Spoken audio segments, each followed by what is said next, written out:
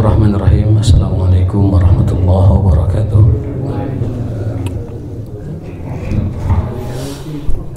Innal hamdalillah nahmaduhu wa nasta'inuhu wa nastaghfiruh wa na'udzu billahi min syururi anfusina wa min sayyiati a'malina may yahdihillahu fala mudhillalah wa may yudlil fala hadiyalah. Asyhadu an la ilaha illallah wahdahu la syarikalah wa asyhadu anna Muhammadan abduhu wa rasuluhu wa la nabiyya ba'da.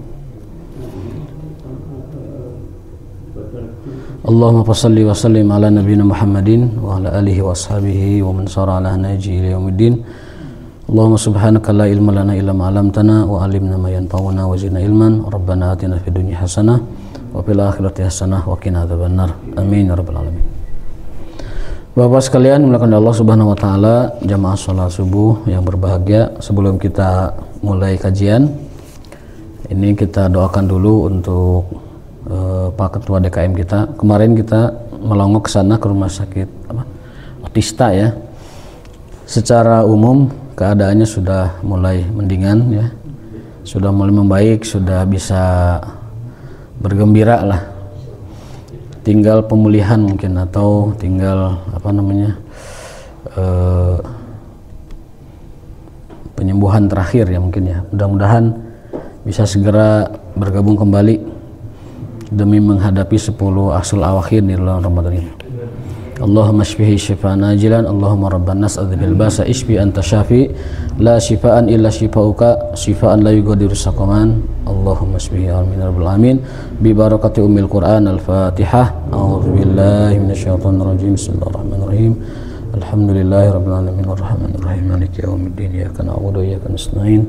Ihdinas siratal mustaqim siratal ladzina an'amta 'alaihim ghairil maghdubi 'alaihim waladdallin. Amin.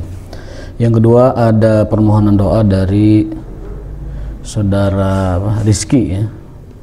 Rizky mana ada? Oh itu. Hari ini katanya mau ujian pelatihan servis HP ya. Ujian. Ada ujiannya ya teman-teman. Biar HP-nya nggak salah servis mungkin. Ujian dulu. Ya, uji kompetensi, mudah-mudahan lancar dan dimudahkan. Amin ya rabbal alamin. Insyaallah. Baik, kita lanjutkan kajian tafsir kita, masih surat Al-Mumtahanah ya. Kemarin poinnya adalah bahwa kita harus memiliki sikap al-wala wal bara. Wala itu loyalitas dan kecintaan kepada orang beriman dan kepada tauhid, ajaran iman, dan bara adalah berlepas diri atau tidak memberikan kecintaan ataupun loyalitas kepada kemusyrikan dan orang-orang musyrik atau orang kafir dan kekafiran. Juga larangan kita menunjuk, mengangkat, memilih pemimpin yang bukan dari kalangan orang beriman. A'udzubillahi minasyaitonirrajim. Wahai orang yang beriman, la tattakhidu aduwi wa aduwakum auliya.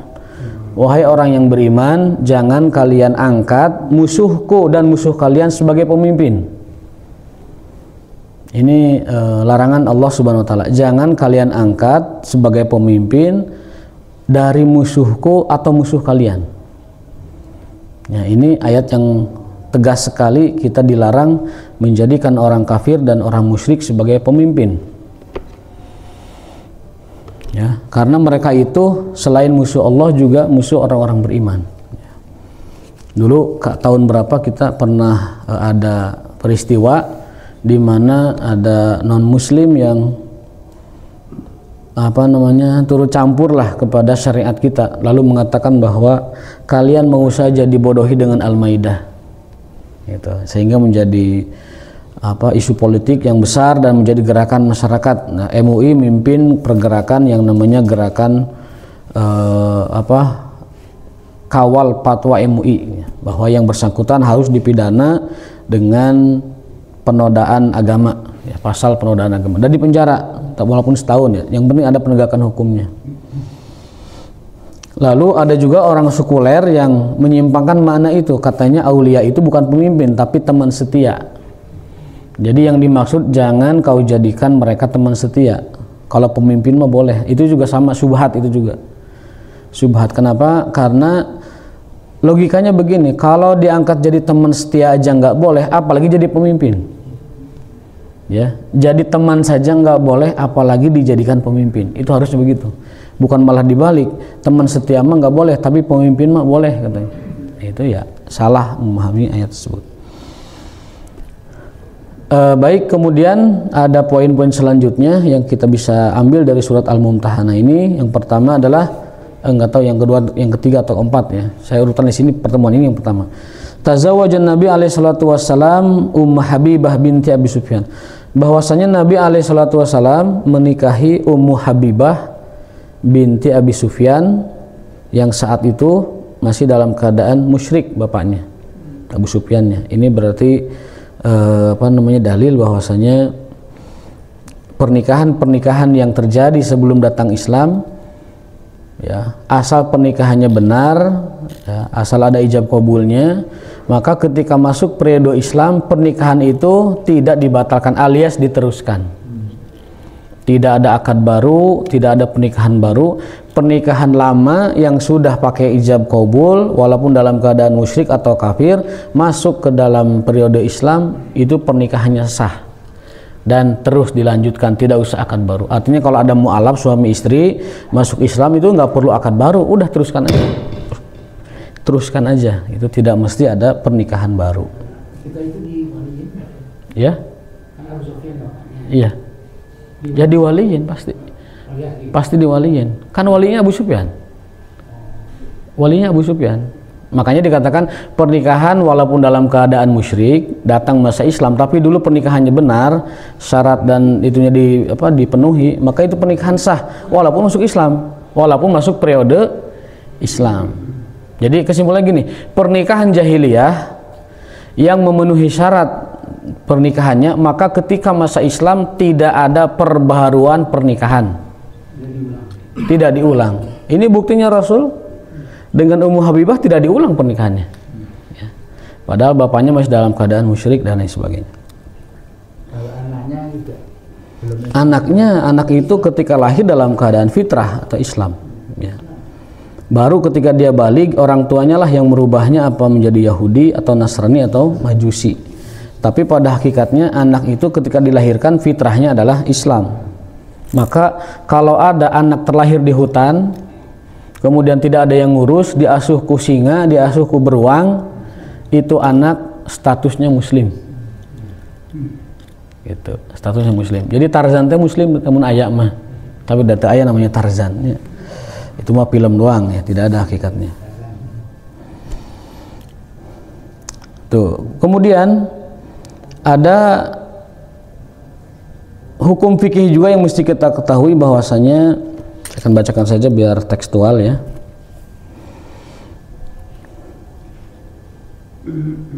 Hukmu zawajil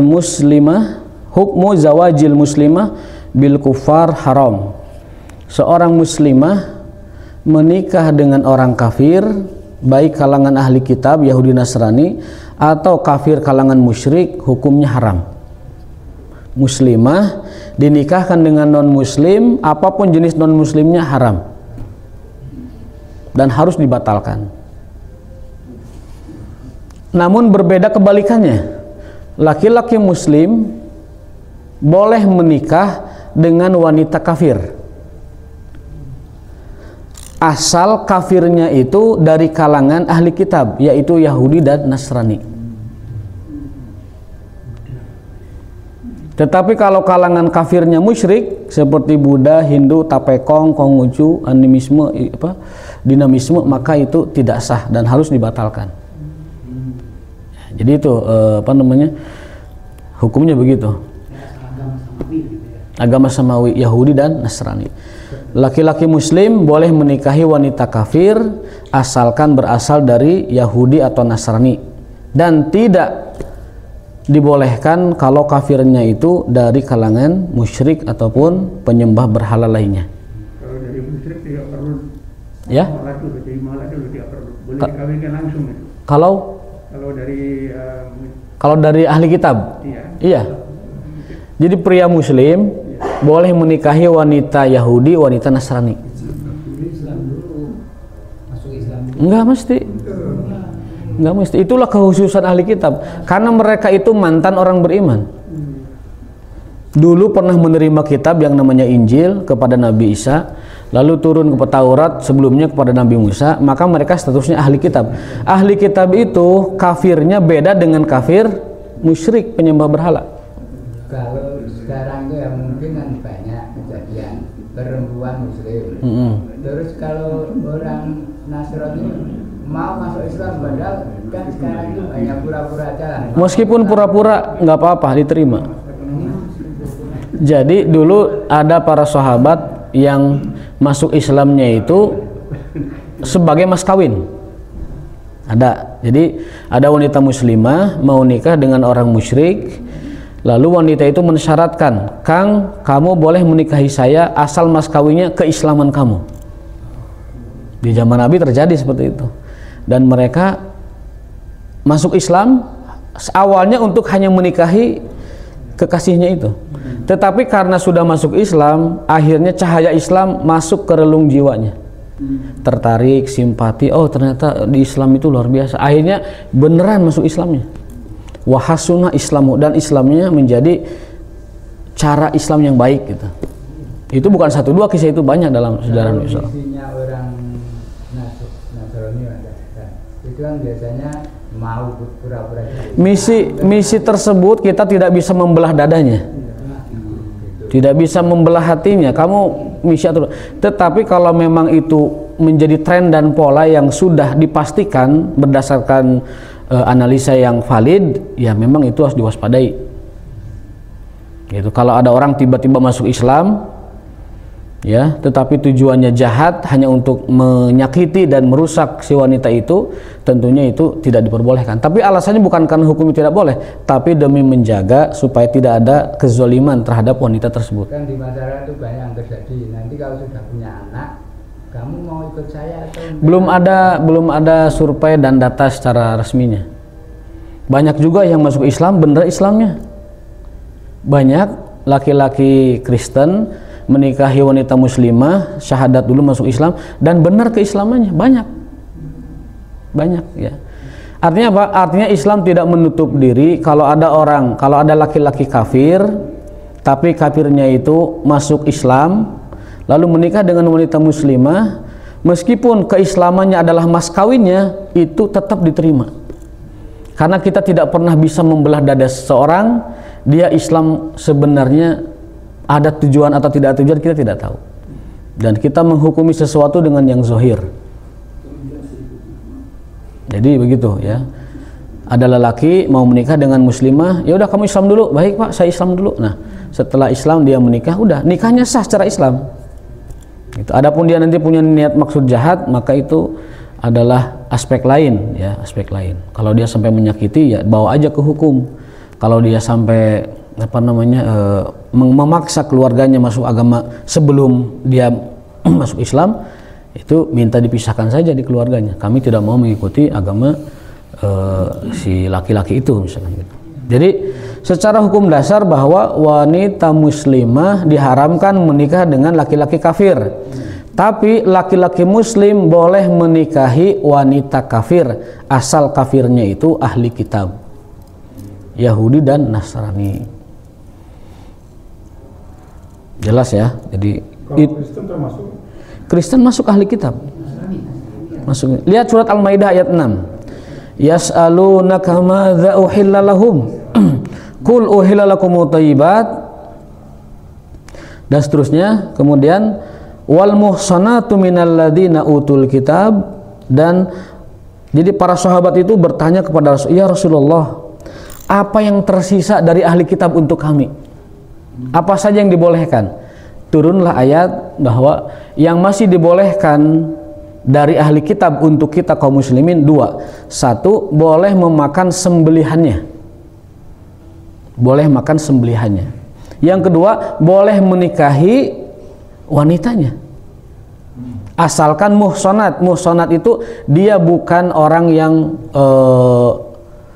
bukan wanita yang perilakunya itu kotor gitu lah. Muhsanat itu bersih gitu, menjaga kehormatan. Jadi wanita kafirah ahli kitab atau kitabiah selama dia terhormat maka boleh dinikahi oleh lelaki muslim. Dari sejak zaman Nabi sampai sekarang itu hukum tidak pernah berubah. Tetap bisa begitu. Dalil sejarahnya para sahabat yang menaklukkan Romawi, yang menaklukkan Persia dan sebagainya, mereka pada menikahi gadis-gadis sana. Ya, kalau cantik jelas karena Romawi mah bule kan begitu. Jadi itu fakta sejarah yang tidak bisa dibantah. Ibnu Umar sendiri, putranya Umar bin Khattab menikahi salah seorang istrinya itu adalah Romawiyah, Aurumiyah. Jadi tidak masalah ya. Dan di Al-Quran secara tekstual dijelaskan, dihalalkan bagimu menikahi wanita ahli kitab asal mereka wanita yang baik gitu. Dan dibolehkan bagi kalian memakan sembelihan mereka. Artinya kalau ahli kitab Yahudi Nasrani nyembelih ayam, ayamnya secara hukum halal dimakan. Dan tidak usah nanya kamu menyembelihnya baca apa, enggak ada. Mereka mah dapat jatah khusus sebagai orang yang mantan orang beriman, sembelihannya diasumsikan halal masih menggunakan nama Tuhan aslinya. Gitu. Jadi kalau ada orang Nasrani, orang Yahudi ngasih sembelihan, ngasih daging baik ayam, kambing, sapi dan sebagainya, maka kita wajib mengasumsikannya dia membaca dengan nama Tuhan aslinya. Gitu ya. Tidak usah nanya. Berarti hukum daging yang diimpor dari negara-negara ahli kitab boleh dimakan, tidak usah ditanya lagi. Australia kan ahli kitab, Amerika, Eropa. Kecuali daging yang diimpor dari negara yang bukan ahli kitab. Thailand, India, Vietnam, Laos, Burma, pokoknya yang bukan ahli kitab. Itu wajib dipastikan di sananya itu disembelih dengan cara kita atau cara ahli kitab. Dipastikan. Tapi biasanya sih aturan internasional sudah ada bahwa negara-negara muslim punya undang-undang yang namanya jaminan produk halal. Tidak boleh suatu komoditi impor masuk ke negara muslim kecuali telah melewati yang namanya uji jaminan produk halal. Itu sudah ada undang-undangnya. Jadi negara yang mengimpor pun tidak sembarangan, karena dia bisa ditolak sebelum datang sudah ditolak. Maaf, kami tidak menerima daging dari negara Anda kecuali Anda sudah sertifikasi halal oleh majelis ulama setempat di negara Anda. Faktanya begitu di berbagai negara muslim sudah begitu ya. Protestan itu Protestan Kristen itu sama ahli kitab. Sama ahli kitab. Yahudi Kristen dengan berbagai macam variannya ya, itu adalah ahli kitab. Lalu ada yang protes, ahli kitab dulu kan beda sama sekarang. Siapa yang bilang beda? Ahli kitab zaman Nabi Muhammad sama dengan ahli kitab zaman sekarang. Apa ayatnya? A'udzubillahi minasyaitonir rajim. Wa yaquluna salisu salasah. Di zaman Nabi Muhammad, di zaman Quran turun pada Rasulullah, itu sudah disebutkan Yahudi Nasrani itu salisu salasah. Apa salisu salasah itu? Salisu salasah, 3 dalam 1, 1 dalam 3. Trinitas. Di zaman Nabi Muhammad mereka sudah trinitas. Itu yang pertama. Yang kedua, wa yaquluna Isa ibnullah. Di zaman Nabi Muhammad mereka sudah mengatakan Yesus atau Isa itu putra Allah. Di zaman Nabi kan ayat itu turun. Meski begitu turun kepada Rasulullah kehalalan memakan daging sembelihan mereka dan kehalalan menikahi wanita mereka. Ya, ditunjukkan dengan bukti sejarah para sahabat pada banyak yang menikahi kalangan Romawi yang notabene Katolik, ahli kitab kan begitu. Silahkan. Tetapi para ulama sekarang memang memberi saran, sekiranya wanita muslimah masih banyak dan tidak ada kebutuhan, ya sudahlah cari aja orang Kopo Permai, orang Cigondewah, orang Cijaura, Buah Batu, balatakene. Ya itu pertimbangannya sosiologis, bukan pertimbangan fikih. Kalau fikih sudah clear tadi, tapi sosiologis mungkin ada tadi. Ngapain jauh-jauh nyari istri orang Prancis? Orang Cigondewah masih balatakan begitu. Masih boleh kajati nangor balatakannya soalnya kinya kodong mangga seperti. Nah itu pertimbangan sosiologis karena dikhawatirkan kalau laki-laki pria muslim pada berseleranya kepada wanita-wanita kitabiah, khawatir wanita muslimahnya nggak kebagian, sementara lanang iki siki lanang sedikit kan begitu. Itu aspek sosiologis ya, bukan aspek hukum. Kalau hukum tentu sudah clear tadi. Baik, kita lanjutkan. Yang kedua, lam yubahi an-nabi alaihi salatu wassalam an-nisa bil yad wa innama bayahunna bil qaul. Kemarin kita jelaskan bahwa surat Al-Mumtahanah itu menceritakan tentang wanita-wanita yang datang kepada Rasulullah minta dibaiat, baiat akhlak untuk tidak melakukan kemusyrikan, tidak mencuri, tidak berzina, tidak menuduh orang tanpa bukti, dan tidak membunuh anak-anak mereka. Lalu tidak memfitnah orang. Itu baiat akhlak ibu-ibu, wanita-wanita kepada Rasulullah SAW. Dan Rasul terima baiatnya. Pertanyaannya, apakah ketika Rasul membaiat para wanita itu sambil bersalaman atau tidak? Maka ujung dari pernyataan ini, apakah hukum bersalaman laki-laki dengan perempuan? Kan gitu. Ada sebuah hadis Rasulullah bersabda, la ayyut ana ahadukum, seseorang di antara kalian ditusuk dengan besi neraka itu masih lebih baik daripada bersentuhan kulit dengan non muhrim. Ditusuk dengan besi, ditusuk dengan paku dari neraka itu jauh lebih baik ketimbang laki-laki bersalaman dengan lawan jenis tanpa bukan muhrim, maksudnya bukan muhrimnya gitu. Muhrim istilah lumrah kita, bahasa Arab sebenarnya mahram. Karena muhrim orang yang ihram. Kalau orang muhrim itu artinya orang lagi haji, lagi umrah, namanya muhrim. Kalau yang dimaksud muhrim di Indonesia sebenarnya mahram. Mahram. Cuman saya menggunakan kata yang lumrah di kita, muhrim kan gitu. Ada apa? Iltibas namanya. Salah penggunaan ya. Mahram dengan muhrim. Nah, menyentuh tangan bersalaman laki-laki perempuan dan laki-laki ya, itu di dalam Islam dilarang. Lebih baik ditusuk dengan besi yang tajam dari neraka daripada bersalaman dengan mereka. Itu keterangan umumnya. Akan tetapi ada sebagian ulama, saya dengar ini ulama-ulama Mesir berpendapat bahwa hadis Nabi yang mengatakan inni la usofihun nisa, sesungguhnya aku tidak menyentuh wanita, atau sesungguhnya aku tidak bersalaman dengan kaum wanita. Ulama-ulama sebagian, terutama dari Mesir, berpendapat bahwa yang dimaksud Nabi aku tidak menyentuh tangan perempuan, aku tidak bersalaman dengan perempuan, itu karena Nabi saat itu capek. Jadi lafaz la usabbihu nisa, aku tidak bersalaman dengan perempuan, kata sebagian ulama itu karena Nabi capek, jadi tidak sempat menyalami para wanita. Bukan mahram, jelas. Nah, itu pendapat yang membolehkan laki-laki bersalaman dengan wanita. Yang tidak membolehkan, tadi dalilnya lebih baik ditusuk dengan jarum neraka, paku neraka, duri neraka daripada bersalaman dengan lawan jenis.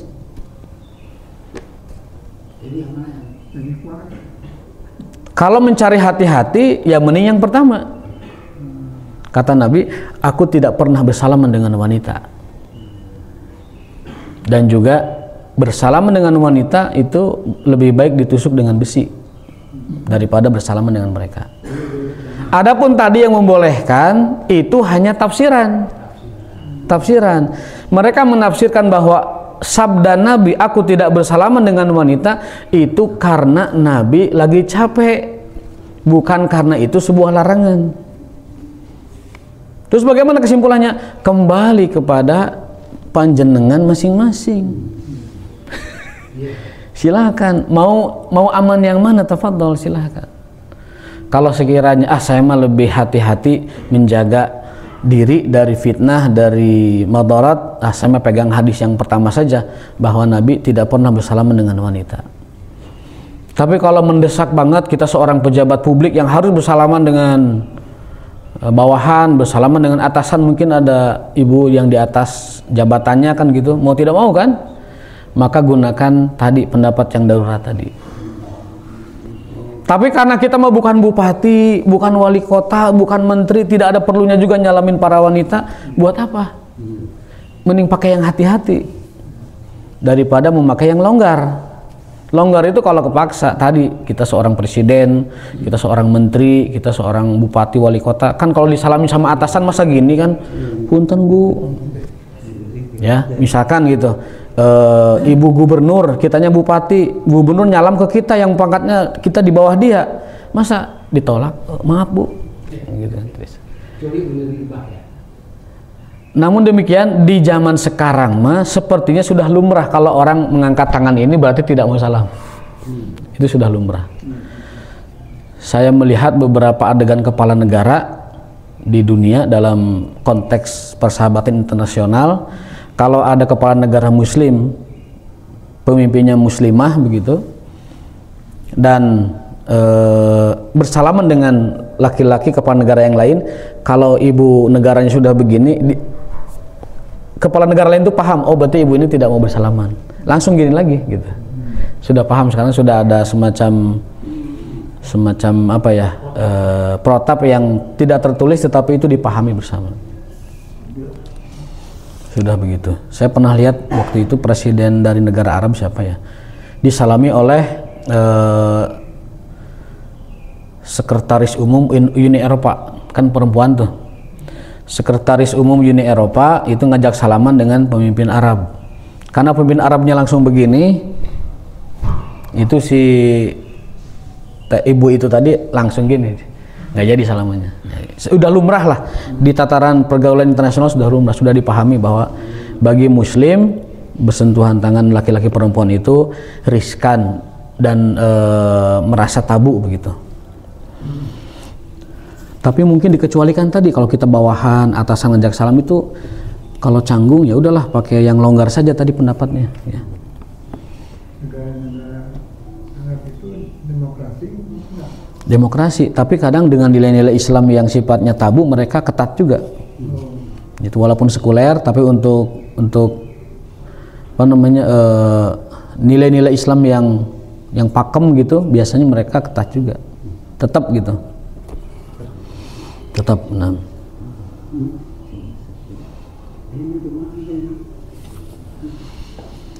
Itu poin nomor 2. Jadi lam yubayy, Nabi tidak menyalami wanita dengan tangannya secara langsung.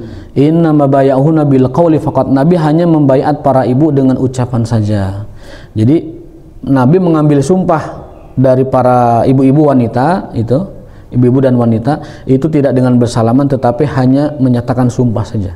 Aku bersumpah atas nama Allah akan meninggalkan perbuatan musyrik, perbuatan berzina, perbuatan mencuri, perbuatan menuduh, perbuatan membunuh anak tanpa dosa, dan perbuatan berdusta.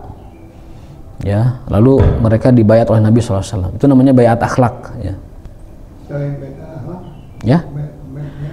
Ada bayat akhlak, ada bayat perjuangan, bayat kematian. Itu terjadi ketika sebelum perang. Jadi para sahabat alaihissalam berbaiat kepada Nabi bahwa kami akan mempertaruhkan nyawa, akan membela dan menjaga Nabi dengan jiwa dan raga kami, sebagaimana kami membela anak dan istri-istri kami, keluarga kami. Nah, itu namanya baiat mati, baiatul maut namanya. Wanita tidak diajak baiatul maut. Yang baiatul maut itu laki-laki, ya. Baiatul aqobah saniyah, ya. Baiat yang dimaksud di ayat ini mumtahanah itu baiat wanita untuk menjaga akhlak dan meninggalkan akhlak buruk. Nah. Mungkin Indonesia perlu juga nih baiat akhlak ini, karena revolusi mental kan gagal tuh. Revolusi akhlak juga tidak diterima. Ini nih baiat akhlak mungkin perlu juga. Jadi pejabat diambil sumpahnya tapi atas nama baiat bahwa akan meninggalkan perilaku jahat korupsi, perilaku jahat sogok, perilaku jahat gratifikasi dan lain sebagainya. Mungkin perlu itu baiat akhlak seperti itu.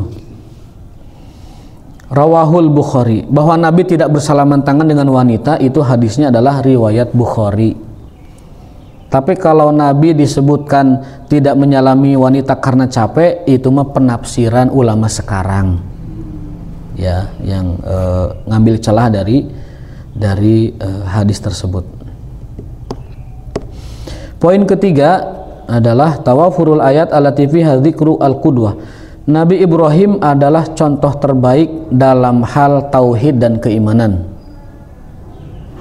Ya, Nabi Ibrahim adalah qudwah atau contoh tauladan yang sangat baik, sangat ideal dalam hal keteguhan iman tauhid dan juga keteguhan ketegaran menjaga tauhid tersebut di hadapan banyak cobaan-cobaan. Ya. Oh ya, tadi Pak Didi menyelipkan kata ulil irbah ya. Sebenarnya ulil irbah itu artinya ghairu ulil irbah dalam ayatnya, orang yang tidak punya syahwat.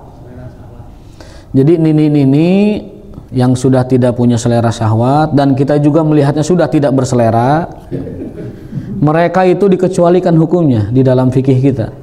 Tidak seperti ibu-ibu yang masih hot mom.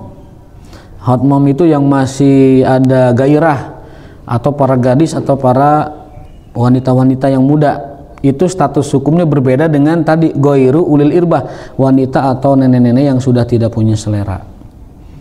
Ya, nenek-nenek yang seperti itu sudah tidak terlalu ditekankan lagi menutup aurat, sudah diperbolehkan lagi kita bertamu ke dia, duduk lama dengan dia.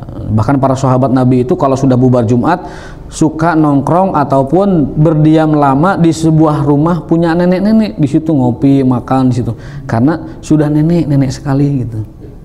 Tapi kalau nongkrongnya di yang masih muda bahaya, jangan, bisa-bisa terbalik-balik. Betah di sana gitu kan.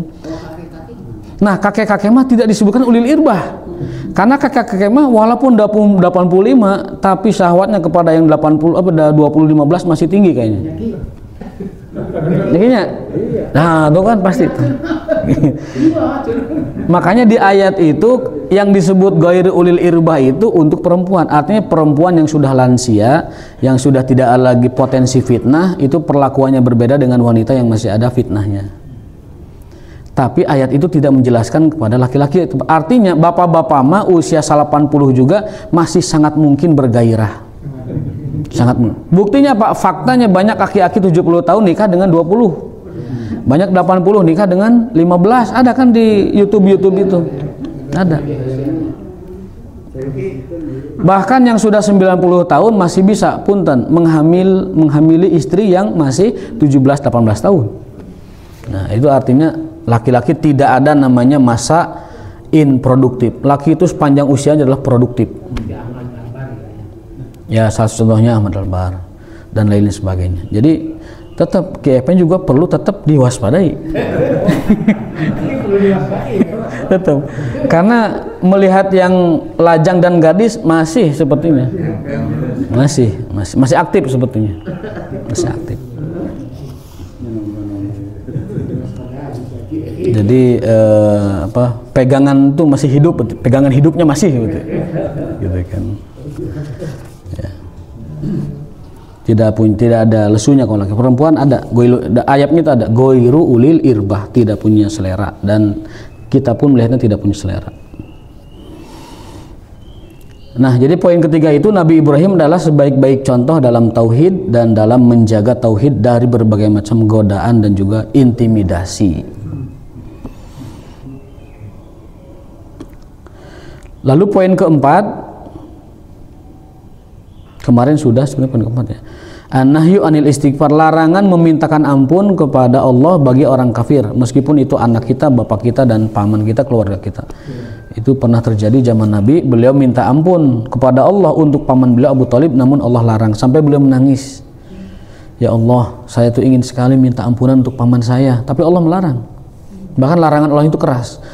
Layan bagilin nabiyyin, tidak pantas bagi nabi, tidak pantas bagi seorang nabi minta ampun untuk orang musyrik, walaupun itu kakek, bapak, anak, keluarga, tidak pantas.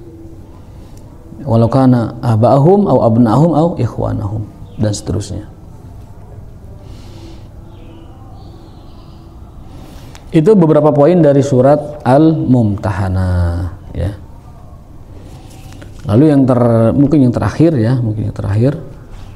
at-tafriq fil hukmi bainal kufaril musalimin wal muharibin. Secara umum orang kafir itu dibagi dua. Ada orang kafir yang damai, ada orang kafir yang rese, yang memusuhi gitu. Orang kafir yang memusuhi itu maka harus dilawan. dengan jihad. Tapi orang kafir yang damai harus diperlakukan sebaik mungkin supaya mereka simpati dengan hidayah. Lebih rincinya kalau kita boleh rinci, yang namanya orang kafir itu ada 4 kelompok.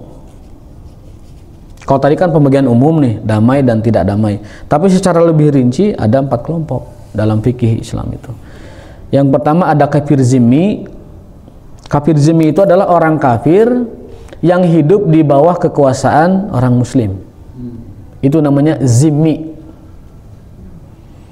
Orang kafir zimmi secara hak kependudukan dan kewarganegaraan sama dengan orang Islam. Memusuhi mereka sama dengan memusuhi orang Islam. Bahkan Nabi mengatakan, man adza dzimmiyan fa ana khasmuhu yaumal qiyamah. Barang siapa yang menyakiti kafir zimmi, maka akulah musuhnya nanti di hari kiamat. Kata Nabi SAW, barang siapa yang menyakiti kafir zimmi, maka akulah musuhnya di hari kiamat.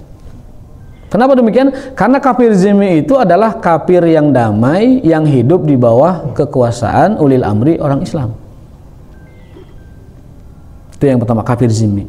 Yang kedua, kafir musta'man. Kafir musta'man ini adalah orang-orang kafir yang meminta suaka dan perlindungan kepada kaum muslimin. Negara-negara kafir, tetapi mereka minta perlindungan kepada penguasa muslim, maka mereka statusnya musta'man, artinya orang-orang yang dapat suaka dari orang Islam. Sama, mereka pun wajib dijaga tumpah darahnya dan tidak boleh disakiti sedikit pun. Itu musta'man. Yang ketiga namanya kafir mu'ahid. Kafir mu'ahid ini adalah orang-orang kafir yang terikat perjanjian damai dengan kita. Negara A mengadakan perjanjian dengan negara B, nah maka mereka terikat tadi muahadah. Kafir semacam itu statusnya muahid. Kafir muahid itu mereka wajib dilindungi dan dijaga dalam konteks butir-butir perjanjian tadi. Apa yang diperjanjikan, apa yang mereka sepakati, maka itu wajib dilaksanakan kesepakatan bersama itu. Nah, 3 kafir ini, dhimmi, musta'man dengan muahid, status mereka itu tidak boleh diganggu, tidak boleh diusik. Tapi yang paling tingginya itu dhimmi. Yang keduanya musta'man, yang ketiganya adalah muahid. Yang terakhir, yang keempat, ada kafir harbi namanya. Nah, kafir harbi mah kafir yang ada permusuhan dengan umat Islam. Kafir ini selalu menzolimi umat Islam, memerangi umat Islam, selalu berada di dalam konfrontasi dengan Islam. Maka kafir semacam ini mah adalah dilawan dengan jihad.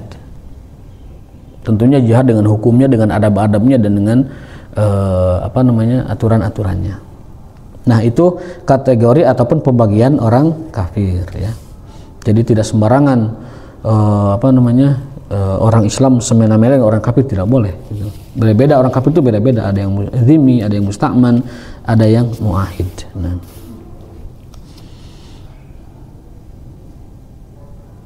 Nah, yang terakhir tadi perakhir ya, yang terakhir. Yajib alal muslim su'alus sabat fa innal qulub mutaqallibah. Bagi orang muslim wajib hukumnya meminta diteguhkan hati dalam keimanan. Ya, terutama dengan doa ya muqallibal qulub sabbit qulubana ala dinika. Ya, hafal nggak doanya? Ya muqallibal qulub sabbit qulubana ala dinika. Dalam hadis. Ya, lafaz hadis itu seperti itu. Ya muqallibal qulub, wahai zat yang membolak-balikan hati, sabbit qulubana, teguhkanlah hati kami ala dinika, di atas agamamu. Ya. Itu Nabi menganjurkan kita baca doa itu secara banyak ya, dan secara serius, karena hati itu dapat berubah dengan cepat. Bisa jadi kata Nabi, orang pagi beriman sorenya kafir, ada kayak gitu. Ada orang yang sorenya kafir pagi beriman, ada. Jam 8 teh masih syahadat, masih sholat, jam hiji bisa jadi guys sudah hang gitu kan, sudah berubah itunya imannya. Bahkan ada yang di bawah itu menjual agama demi kepentingan dunia. Ya bi'una minad din bi'aradi minad dunya. Kata Nabi, akan ada nanti kelompok yang pagi beriman sore kafir, atau sore kafir pagi beriman. Ada juga orang yang menjual agamanya hanya dengan rupiah yang tidak banyak. Contohnya, orang meninggalkan sholat gara-gara pekerjaan. Meninggalkannya benar-benar meninggalkan tuh. Tidak hanya dijaga berjamaahnya, tapi benar-benar meninggalkan, tidak sholat sama sekali gitu. Ada orang yang karena sibuk bekerja tidak sholat sama sekali. Ada orang yang tidak bekerja hanya karena membela pekerjaan, padahal pekerjaan tersebut tidaklah sebanding dengan dia dosanya meninggalkan sholat. Tapi Nabi sudah mengingatkan, akan ada orang seperti itu, dia meninggalkan dan menjual agamanya hanya untuk receh dunia. Waliyazubillah. Mudah-mudahan Allah jaga kita dari hal-hal seperti itu dengan membaca doa, ya muqallibal qulub sabbit qulubana ala dinika.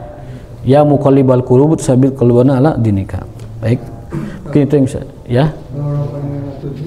Bisa itu juga. Rabbana la tuzigh qulubana ba'da idh hadaitana wa hab lana min ladunka rahmah innaka antal wahhab. Boleh itu juga.